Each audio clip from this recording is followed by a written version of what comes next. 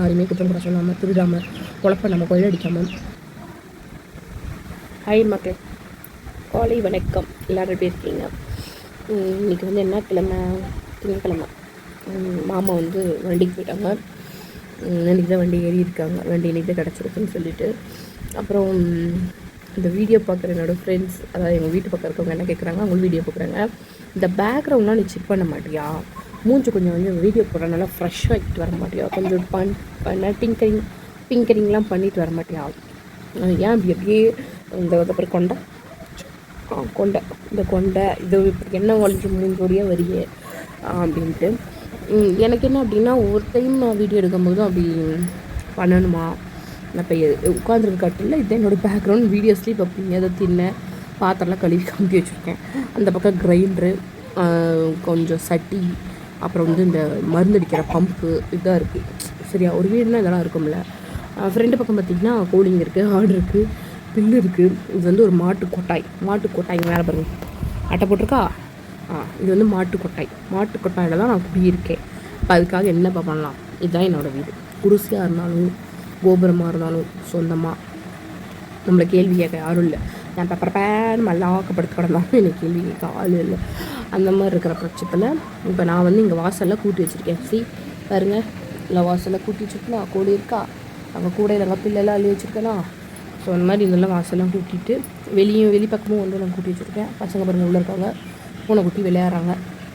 So இதுதான் என்னோடய life. இப்படி தான் நான் இருக்கிறேன். என்ன சொல்கிறது, நான் வந்து எப்படின்னா, அம்மா வீடு வந்து 10க்கு 10 ரூம். சரியா, இதுக்குள்ளே தான் நான் இருந்தேன். அதுக்குள்ளே அங்கங்கே எல்லாமே எங்கள் அம்மா ஃபிட் பண்ணி வச்சுருப்பாங்க. அதுக்குள்ளே தான் நாங்கள் இருந்தோம். சரியா, இப்போ வந்து இவ்வளோ பெரிய இடம். சரியா, அது வந்து கொட்டாய். கிராமத்தில் வந்து கொட்டாயின்னு சொல்லுவாங்க. மாட்டு கொட்டாய், ஆட்டு கொட்டாய், மனுஷ கொட்டாய், எல்லா கொட்டாயுமே தான். ஸோ இந்த இதில் வந்து இப்படியே நான் இருக்கேன். ஆப்போசிட்டில் துணியெல்லாம் காய வச்சுருக்கேன். வாஷிங் மிஷின் அப்புறம் அந்த மூலையில் கிடக்காதா தெரியுதா? அந்த மூளை வாஷிங் மிஷின் இருக்குது, கட்டில் இருக்குது. அந்த தின்ன மேலே குடம் அரிசி, மாட்டுக்கு வேணுங்கிற ஜாமான்லாம் அங்கே வச்சுருக்கேன். ஸோ இதுதான் என்னோடய வீடு. இதுதான் நான் வாழ்கிற வாழ்க்கை. இது எனக்கு சந்தோஷமாக இருக்குது. எனக்கு இது ஒன்றும் என்ன சொல்கிறது, எங்கள் பெரியம்மா ஒருத்தவங்க இருக்காங்க. ஒரு டைம் ஃபோன் பண்ணியிருந்தாங்க. அவங்க சொன்னாங்க, அவங்க என்ன சொன்னாங்க அப்படின்னா, கால் பண்ணிவிட்டு என்ன ரம்யா பண்ணுறேன் அப்படின்னு பசங்கிட்ட கேட்டிருக்காங்க. அவங்க தான் ஃபோன் வச்சுருந்தாங்க. என்ன பண்ணுறேன், அம்மா வந்து களை வெட்ட போயிட்டாங்க காட்டில் அப்படின்ட்டு. அப்புறம் எங்கள் அம்மாவுக்கு ஃபோன் பண்ணி என்ன கேட்டிருக்காங்கன்னா, என்ன உன் பிள்ளை வந்து நல்லா பிடிக்குது, காடு கரை ஊடு வாசல்னு இருக்குதுன்னு சொன்னேன், சொந்தமாக காடு இருக்குதுன்னு, ஆடு மாடு இருக்குதுன்னு, அவள் போய் களை வெட்டுறா அப்படின்ட்டு. நான் என்ன கேட்குறேன், என் காட்டில் நான் களை வெட்டுறேன். இது என்ன ஒரு பெரிய விஷயம் எனக்கு தெரியல. இப்போ வந்து கூலி கொடுக்குறோன்னு வச்சுக்கோங்க. இப்போ நான் வந்து குச்சி நாங்கள் தான் வச்சுருக்கோம். குச்சி நான் வச்சுருக்கேன்னு வச்சுக்கோங்க. இப்போ வந்து களை வெட்டுறதுக்கு கூலி வந்து 4000 5000 கேட்குறாங்க. மருந்து அடிக்க 3000 ஆயிரும். மருந்தோட கூலியோடு சேர்த்து ஒரு 2000 3000 ஆயிரும். களை வெட்டுற மாதிரி இருந்தால் 5000 வேணும். சரியா, இப்போ நான் எங்கள் வீட்டுக்காரர் வந்து அப்போ வண்டிக்கு போகல, வண்டி இல்லை, நான் வீட்டில் தான் இருந்தாங்க. ஸோ நாங்கள் 2 பேரும் சரி, ஏற்கனவே ஒரு டைம் வந்து களை வந்து காசு கொடுத்து வெட்டிட்டோம். அதுக்கப்புறமா வந்து கொஞ்சம் சின்ன சின்ன பில்லு தான் அங்கங்கே இருக்கும். சரிங்களா, கார்டன் வச்சுருக்கவங்க தெரியும், இல்லை அந்த வீடியோ பார்க்குற கிராமத்துக்காரங்களுக்கு தெரியும் பில்லு வந்து தொலைவு கட்டிங்கிறது. பில்லு தொலைவிக்கிட்டே நாங்கள் போனோம். அதுதான் செஞ்சோம். அது என்ன ஆகிடுச்சு, அப்படியே சரி பில்லு தொலைவரும் அப்படியே களையும் வெட்டி விட்டோம் அப்படின்னு சொல்லிட்டு போனால் ஒரு 8 செண்டு 10 செண்டு அப்படின்னு நான் எங்கள் வீட்டுக்காரரும் ஜாலியாக பேசிட்டு. ஏன்னா ரொம்ப வருஷம் என் புதுசை வந்து கூட இல்லை இல்லையா, வண்டியே தான் இருந்தாங்க. பசங்க பிறக்கிறப்பெல்லாம் கூட இல்லை, இப்போ தான் இருக்காங்க. சரி அப்படின்னு எல்லா விஷயமே ஜாலியாக பேசிவிட்டு அவர் கூட என்ஜாய் பண்ணிட்டு நாங்கள் களை வெட்டுறது. இது வந்து அது ஒரு பெரிய கேவலமாக இருந்தது. ஆனால் அவங்க இருக்கிறது வாடகை வீடு. சரி, அவங்க இருக்க வாடகை வீடு, அவங்க ஊரை விட்டு போனாங்க அப்படிங்கிற கதையில் இருக்குது. ஸோ எங்கள் அம்மா எங்கேடிச்சு அதெல்லாம் ஏன் கதை சொல்கிற, அவங்கள பேர் கேவலம் பண்ணிக்கிறாங்களா? அது நான் என்ன கேவலம், ஏன் வீட்டு வேலையை நான் செய்கிறேன். சரியா, நான் காட்டுக்காரியாக இருந்துக்கிட்டு காட்டில் வேலை செய்யலை அப்படின்னா இப்படி. நேற்று தேங்காய்லாம் வெட்டினாங்க, பசங்கள்லாம் ஒட்டுக்கா அள்ளி போட்டாங்க. நான் தூக்கி எங்கள் வீட்டுக்காரருக்கு கொடுத்தேன். உடந்து கட்டணும் தான் 10,000 சம்பாரிச்சோம். இல்லை தேங்காய்லாம் நான் தூக்க மாட்டேன், இந்த வேலைக்கெலாம் வர மாட்டேன், வரப்பு பக்கம் நான் நடக்க மாட்டேன் அப்படின்னா 10,000 எப்படி சம்பாதிக்கிறது, எப்படி சோறுதிங்கிறது? நம்ம இப்போ நான் ஒரு வேலைக்கு போக முடியுமா? இவ்வளோ பாடி வெயிட் இருக்குது, இவ்வளோ வாயை வச்சுட்டு, பாடி வெயிட்டை கூட விடுவேன், வாயை வச்சுக்கிட்டு நான் வந்து வேலைக்கு போக முடியுமா? எங்கே போனால் எனக்கு செட் ஆகாது. 2 ஆட்டுக்குட்டி இருக்குது, மாடு இருக்குது, கண்ணுக்குட்டி இருக்குது. கண்ணுக்குட்டி பெருசாக்கிட்டு இருக்கேன். ஏன்னா ஒவ்வொரு கண்ணுக்குட்டி 50,000 1 லட்சம் கூட வருது. ஒரு பசுமாட்டு கன்று வாங்கணும், இல்லை ஜெர்சி கன்று வாங்கணும்னா 50,000 மினிமம். சனியோடு இருக்கிறதோ இல்லை பால் வீசுகிறதோ வாங்கணும். அடுத்து அப்படி பார்த்திங்கன்னா இப்போ நான் வந்து 2 கண்ணுக்குட்டி வந்து 12,500 ரூபாய்க்கு வாங்கினேன். ஒரு கண்ணுக்குட்டி வந்து 13,000 வாங்கணும். அந்த கண்ணுக்குட்டி கொஞ்சம் பெருசு, அவங்களுக்கு ஊசி போட்டிருக்கோம். ஸோ ஒன்றும் பிரச்சனை இல்லை. ஸோ அதனால் விலை அதிகம் கொடுத்து வாங்க. நம்மக்கிட்ட பச்சை பில்லு இருக்குது. நேற்று வந்து பில்லு கட்டெல்லாம் வாங்கணும். அந்த பிறகு அதுதான் மிச்ச பில்லு எடுத்து வச்சுருக்காங்க. அதுவும் பில்லு எடுத்து வச்சுருக்கேன் சரிங்களா. அவர் வந்து 10 கட்டு எப்பி ரெகுலராக வாங்கிட்டு இருக்கோன்ட்டு ஒரு 2 கட்டு கொஞ்சம் மழையில் நனைஞ்சு போச்சு. அதனால் கொஞ்சம் தூக்கி போட்டாரு. நாங்கள் கொஞ்சம் நேரம் வெயில் வச்சு நேற்று மழையெல்லாம் வந்துச்சுன்ட்டு கடுதெல்லாம் போட்டுட்டு அங்கே கொண்டாந்து அள்ளி நாங்கள் வச்சுட்டோம். சரியா. ஸோ இதோட என்னோடய வாழ்க்கை, இது என்னோடய குடும்ப சூழ்நிலை, என்னோடய வாழ்க்கை. நான் சந்தோஷமாக இருக்கேன். கிராமத்தில் இருக்கவங்க ஒருத்தர் தான் இருப்பாங்க. ஒரு வருஷத்துக்கு ஒரு 5 முறை தேங்காய் பிடுங்கினோம்னா அதில் ஒரு 50,000 வருமானம் இருந்துச்சு. காட்டில் 1 லட்சம் 1.5 லட்சம் அது எப்படி வரும்னு தெரியாது நமக்கு வருஷத்துக்கு. இது போக மாமா வண்டிக்கு இப்போ தான் போயிருக்காங்க. கிட்டத்தட்ட ஒரு 9 மாதம் 10 மாதம் வருஷத்துக்கு தான் வண்டிக்கு போயிருக்காங்க. எனக்கும் கஷ்டம்லாம் இருக்குது. சரியா. கஷ்டம் இல்லாமல் யாருமே இருக்க முடியாது. இந்த கோழிலாம் வந்து எங்களோட யூஸ்க்காக பிள்ளைங்க சாப்பிட்றதுக்காக வாங்கி விட்டது தான். அதெல்லாம் மேய்ஞ்சிட்ருக்காங்க. இந்த காடு எப்படி இருந்துச்சு அப்படின்னா பில்லு மண்டி போய் அப்படியே ஒரு என்ன சொல்கிறது ஒரு மாதிரி இருந்தது.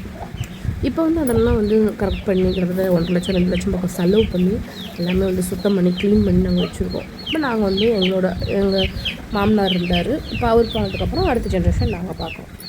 அவ்வளோதான் முடிஞ்சு போச்சு. அதை விட்டுட்டு இதுதான் வாழ்க்கையா, நீ இந்த குடிசையில் தான் குடியிருக்கியா அப்படிங்கிறதெல்லாம் எங்களுக்கு வந்து வீடு வந்து பிரதானமே கிடையாது. காட்டில் இருக்கிறவங்களுக்கு பெரும்பாலும் வந்து வீடு வந்து பெருசு கிடையாது. வீடு கட்டுறவங்க இருக்காங்க. எங்கள் வீட்டுக்கு ஆப்போசிட்லேயே பார்த்திங்கன்னா டார்ஸ் வீடுனா ஒரு 10 லட்சம் 15 லட்சம் போட்டு கட்டிருக்காங்க. அது என்ன அப்படின்னா ஒன்று மெயின்டைன் பண்ணணும். ரெண்டாவது வந்து எனக்கு வந்து இந்த அட்டை வீடுங்கிறதெல்லாம் பிரச்சனையே இல்லை. இன்னும் என்னென்னா நான் இங்கே வெளியே தான் இப்படி ஜாலியாக இருக்கேன். இந்த மாதிரி பாருங்கள் கோழி எனக்கு நான் வேணால் காட்டுறேன் பாருங்களேன். கோழி பாருங்கள் கொட்டாயில் ஒருத்தரை கூட அது அரிசி இருக்குது. அந்த குட்டிங்க பொறுக்கிட்டு இருக்கான்.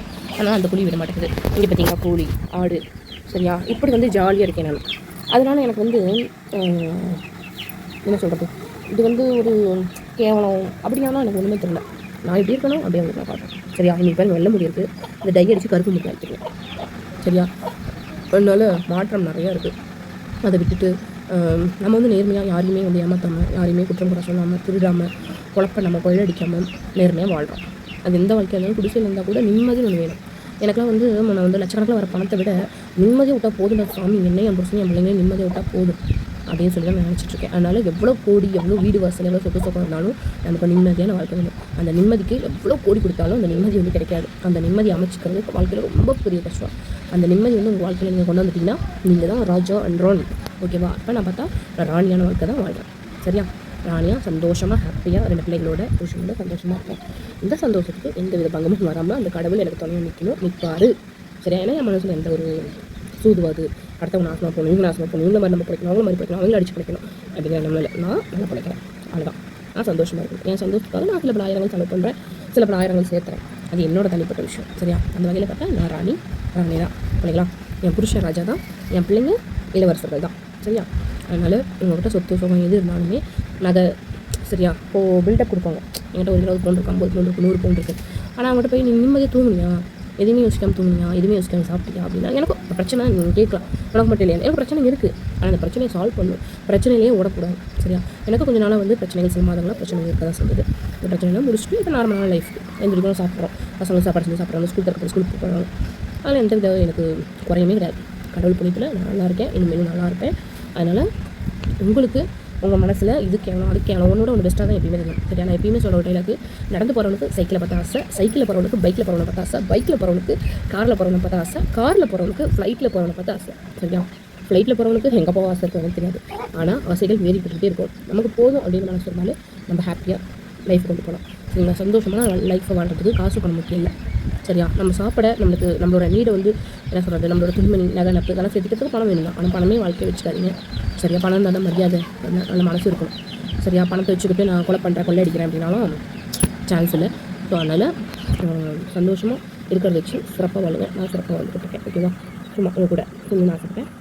அடுத்த ஒரு நாளில் சந்திக்கலாம் மக்களே. பை.